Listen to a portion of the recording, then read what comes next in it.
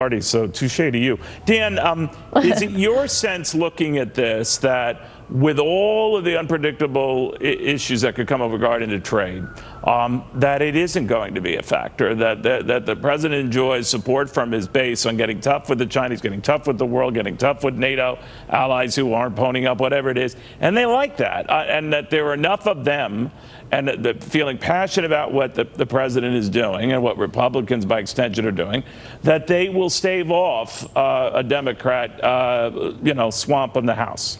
That's definitely a possibility, Neil. I mean, Trump's base is strong. They believe in the president. They believe. But is that base enough, Dan? It might be, but let's just say that it's not. What's going to happen? These trade wars, or the escalation in the trade war, I don't think the president is going to back off. So ultimately what happens? China is going to be strategic with the tariffs, try to hit the president where it hurts politically. If that's not successful, the president comes out stronger, and now China must come to the table, and that plays perfectly to the president's base. Is it going to happen? We'll have to wait and see. But the president's base in the Midwest, Rust Belt, they really love what he's doing. He's finally standing up. There's no doubt that the base loves that. But, Robin, I'm wondering, too, whether Democrats pulled an opportunity where they're making headway on this whole, separating kids from their parents and, dramatizing that to the extent that they did, only to realize here that they're alienating many Americans who do not share their enthusiasm for just, eliminating ICE or ignoring the problems at the border, the perception that the Democrats are getting crazy. What do you make of that?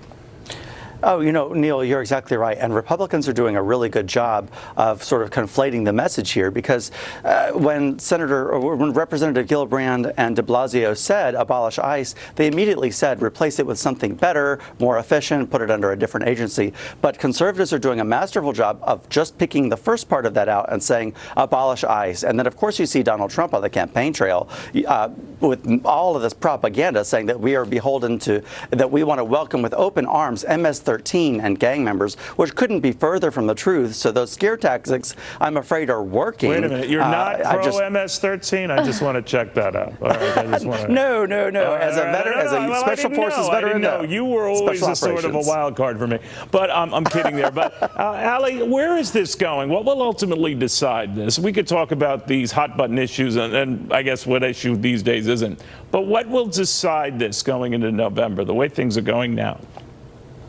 Well, right now, the number one issue for Americans, or for most Americans, is immigration. And so the conversation that we're having back and forth about who is more insane on immigration and who's actually going to keep our country safe is very important. Of course, the priorities that Democrats and Republicans have are very different on this. Yeah. But right now, Robin is correct. We are winning the conversation war, the PR war on that, because the reality is that the consequence of abolishing ICE rather than just reforming ICE is an influx possibly of MS-13 or danger. The reality is that ICE helps with sex trafficking. I know, but, Dan, you said things can change. I mean, a couple of weeks ago, it didn't look like this environment, so we'll go back and forth a lot. Ultimately, what decides this midterm to you? I think there's no doubt about the fact it's the economy.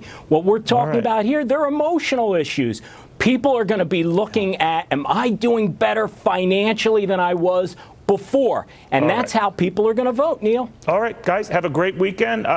Thank you very, very much.